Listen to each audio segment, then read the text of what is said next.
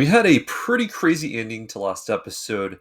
We're going to see what happens here. Naruto episode 31. The episode starts off with a recap, and where we pick up is Sakura taking care of Sasuke, who is still very much not doing too well. Something we gotta remember is a lot of time has passed, and Sakura is slowly drifting off asleep. She's got no one else to help watch with her. She tries her best to fight against it. She needs to watch over Sasuke and Naruto, but she ends up closing her eyes anyway and falling asleep. Suddenly, Naruto rises up.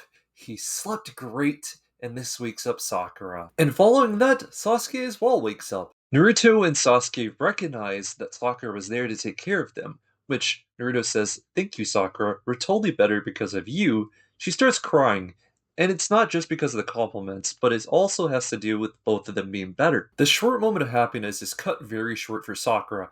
Suddenly, she hears someone in a shrub.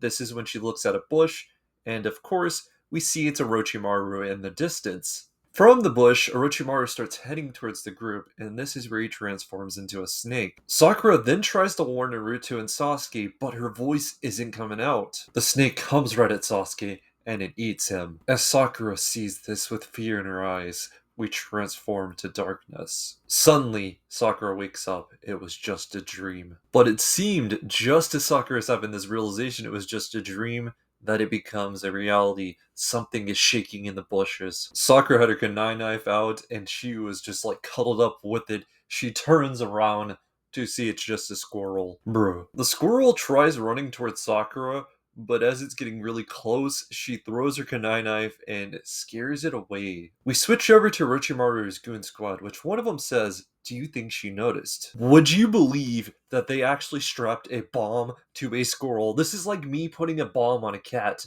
What is wrong with these people? The whole thing is that they wondered if she knew there was a bomb actually strapped to it.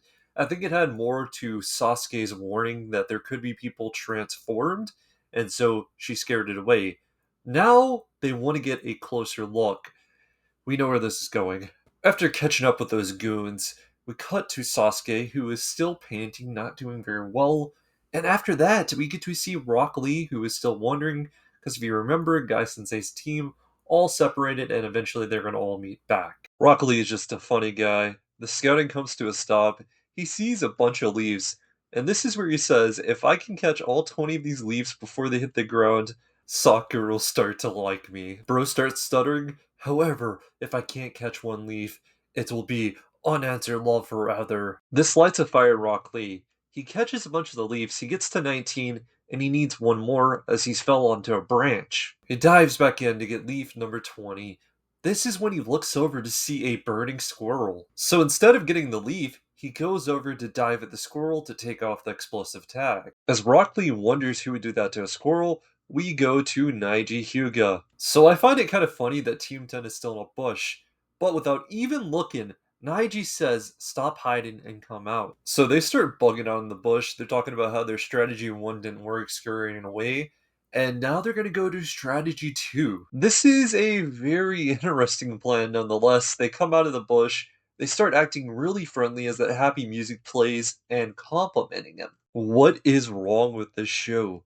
Take that! Strategy 2, head over heels infatuation. Okay, no, no, no. We're really hitting a all-time low for ourselves, aren't we? What an absolute chad.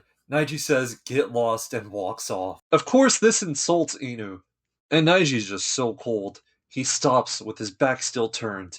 "Did you just raise your fist to me? And does that mean you want to fight?" That change up is crazy. And we got some words from Naiji. Listen up, then get lost. "Stealing a scroll from cowardly wimps like you would only make me the laughingstock of the village." Of course they say yes and jump back in the bush. Back in the bush, Shikamaru's coming to an understanding that he would have only fought them if they turned on him, and that they're just a bunch of wimps.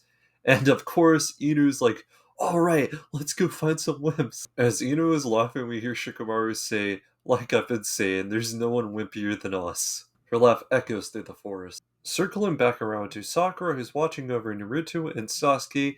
At the same time, she's fighting herself not to fall asleep. As Sakura's eyes are fighting against her, we hear a laugh, and they say, "So a no-sleep lookout." This causes Sakura to jerk back and look over. to see it is Orochimaru's goons. They tell her to wake up Sasuke so they can battle him. Sakura slowly reaches for her kunai knife. At the same time, she asks them, "What do you want?" And then she says, "I know the one called Orochimaru is calling the shots from the shadows." They all react by saying, "Huh?" Very confused. Sakura goes on to ask about Sasuke's curse mark, and this is where she's like, "Why would you try to fight him whenever you did this to Sasuke already?" Hearing that from Sakura brings interest to them, which we do get an interesting reply. "I will kill this girl, I'll also kill this Sasuke character." As they get up to attack, the one advantages discovers a trap that Sakura has laid out. Sakura is starting to sweat because they've discovered this, but there is actually a connection here.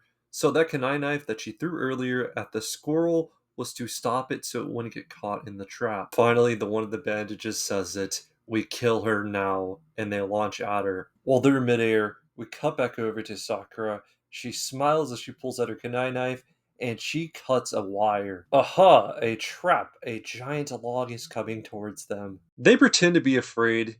Bandage Guy takes his hand off the log and blows it away in one hand sign. As they head towards Sakura, the one in bandages tells her she has no talent and someone like you needs to make more of an effort or else. Wait, can it be? As we see the fear in Sakura's eyes, we hear her voice call out, "Leave hurricanes!" What a crazy entrance. Rock Lee comes in, kicks the three of them. He has a squirrel on his shoulders. Then he says, "Then you also should make an effort." He's asked who is he, and he responds, "I'm the beautiful blue beast of Leaf Village, Rock Lee." Sakura asks him, "Why are you here?" And just listen what Rock Lee has to say. "I will always appear whenever you're in trouble. Or should I say, it was really because of you." As he puts down the squirrel and says, "Now run along." Sakura says, "But right now I'm also your enemy." The response, "I did say this once before, didn't I?" The wind starts to blow through his hair. "That I'll protect you until I die." Sakura remembers the words of Rock Lee earlier and goes, "Oh, thanks." After seeing our hero arrive and having his moments, we gotta go back to the bad guys.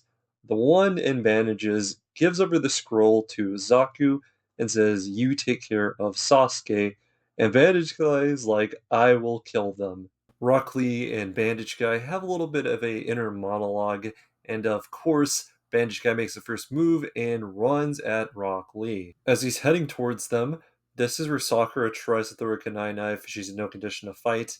It misses. He is airborne. Rock Lee's down on the ground, touching it. So this is pretty crazy. The guy is pretty close to Rock Lee, and he pulls up a tree root and hits him with it. After that, Rock Lee says something. "There is a trick to your attack, isn't there?" He also says, "I won't just simply avoid it. You showed me your jutsu before." Rock Lee also takes note that there's three of them, so he'll have to take them on one at a time. While things are tense back there, we go over to Team 10, who is struggling to find people that are wimpy. Well, there is one team that comes to Shikamaru's mind, and that is Naruto's team. However, Ino disagrees with this because they have Sasuke, but Shikamaru is still like, "Hey, maybe Sasuke isn't all that," so they start to kind of argue. As Choji is eating, he sees something in the distance and calls it out to the two that are arguing that Sasuke is down and Sakura is fighting, which brings them all together on top of the tree. As Team 10 takes notice, we scoot over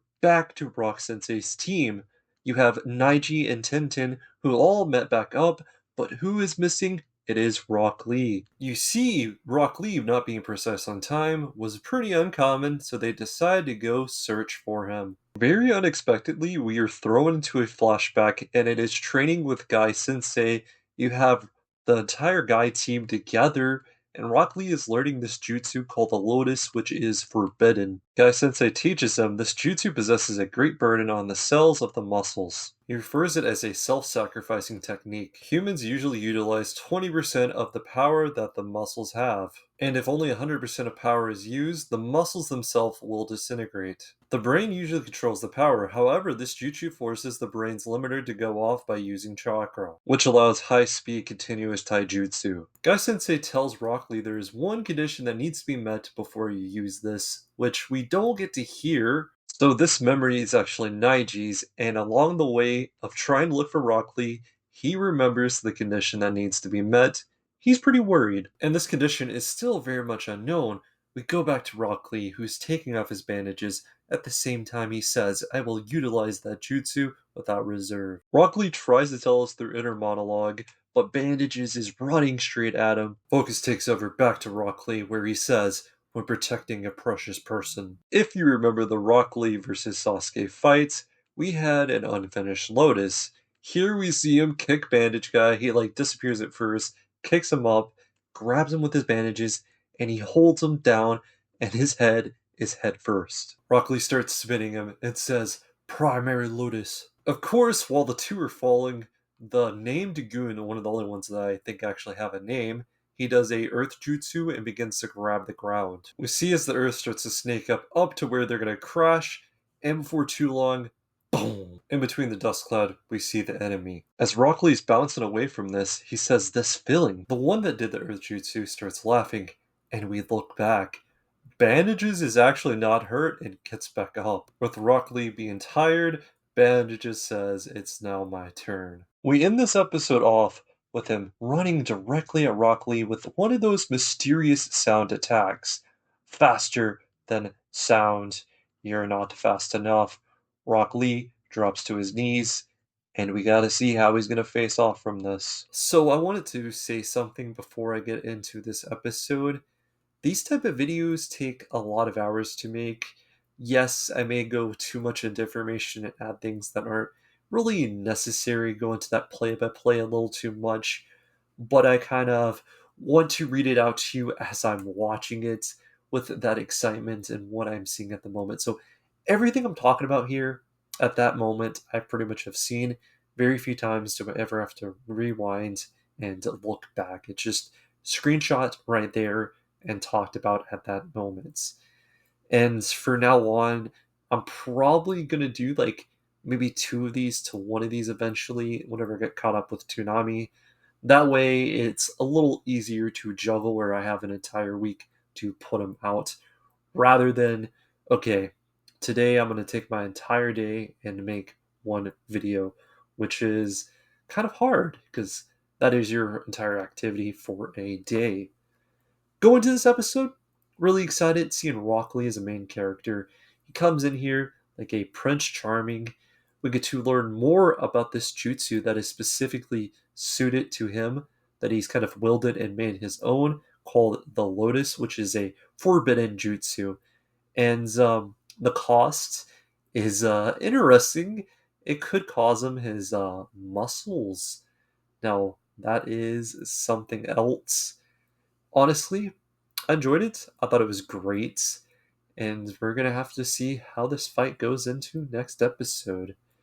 My rating is going to be an 8-8 just because it wasn't like one of those crazy episodes. Like last episode was insane. Here, it was pretty good. Tell me what your guys' thoughts are on Naruto episode 31. Hope you stay safe. And until next time, peace out, guys.